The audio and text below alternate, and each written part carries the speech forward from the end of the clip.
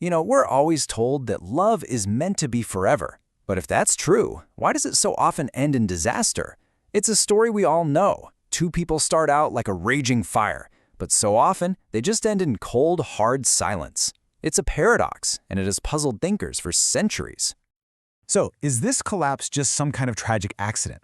Or, as the philosopher Friedrich Nietzsche suggested, is it actually built into the very design of love right from the start? Today, we're going to dig into Nietzsche's challenging answer. And fair warning, it might just change how you see every relationship you've ever had. Okay, so our investigation starts with the very first trap of love, what Nietzsche saw as this grand illusion. It's that initial fire, the one that feels so eternal, but was it ever really more than smoke? At the very beginning, we don't really see another person. Not really. What we see is a projection, a dream. We see beauty, we see mystery, we see destiny, all things painted by our own imagination. But what's really happening on a biological level? It's literally a chemical storm raging in your brain. Dopamine, oxytocin, the whole cocktail. Infatuation makes us blind, and that blindness feels absolutely incredible at first. And Nietzsche just nailed this. He knew that this initial madness is a predictable, even necessary part of the process. We worship the other person, right?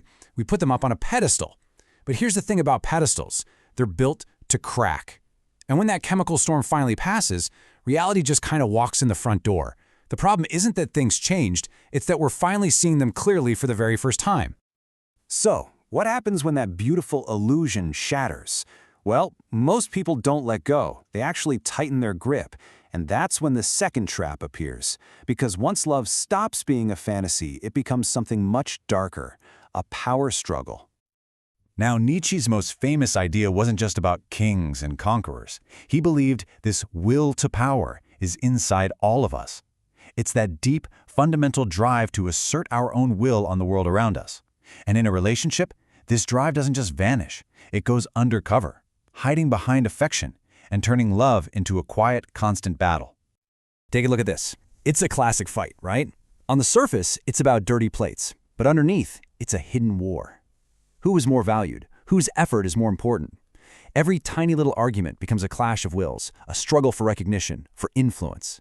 It was never about the dishes. It's about who's in charge. So if the illusion is the first trap and the power struggle is the second, this one is the most personal. It's the moment you realize you're not just meeting another person, you're meeting the parts of yourself you've tried to bury. And while Nietzsche definitely hinted at this, the psychologist Carl Jung gave it a name that helps us understand it perfectly. Jung called this the shadow. It's all the flaws, the impulses, the fears, all the parts of ourselves we refuse to acknowledge. Everyone's got one. And here's the twist. This shadow is often the secret engine of our attraction to other people. You've heard the saying, right? Opposites attract. But Jung would say we're unconsciously drawn to people who represent the parts of ourselves we've hidden away. But what we admire in them at the beginning is so often the very thing we come to resent later on. His wildness is exciting until it's just exhausting. Her stability is comforting until it feels suffocating. It wasn't just love for them. It was a confrontation with yourself. And this brings us right back to Nietzsche. In love, the other person becomes that abyss. You gaze into them, hoping to find some missing piece of yourself, but what stares back is your own hidden darkness. Love doesn't just complete you, it exposes you. And honestly, most people can't handle that kind of raw honesty. It's a pretty powerful idea to think about. Have you ever experienced this?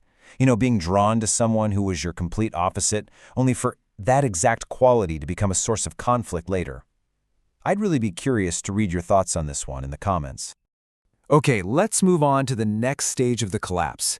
After the power struggles and the shadow confrontations, something quieter and way more insidious begins to happen. Love starts to erode from the inside out.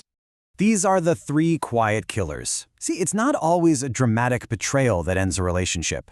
More often, it's suffocation, when love that tries to possess loses itself. It's routine, when that initial passion fades into a comfortable but kind of lifeless partnership.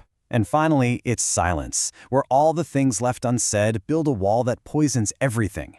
And you can see how this happens, right? Desire thrives on the unknown, on mystery. But as a relationship gets deeper, mystery gives way to routine and comfort. Familiarity replaces fascination. You know all their stories, all their habits, and slowly, without anyone really noticing, lovers can just become roommates. The spark doesn't die in a storm, it just dies from a lack of air. And this leads to maybe the most poisonous killer of them all, silence. Every single unspoken frustration, every ignored need, it becomes another brick in a wall between two people.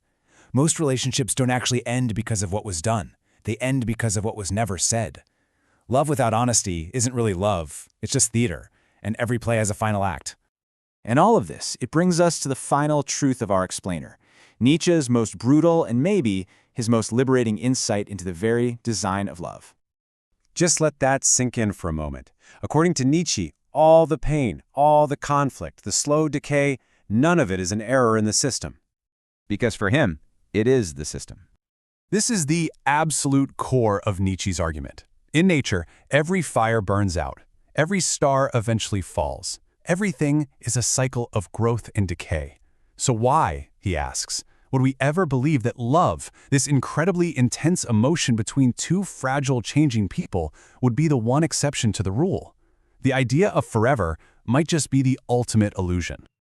But here's the empowering pivot. This isn't a reason to despair. For Nietzsche, it's freedom.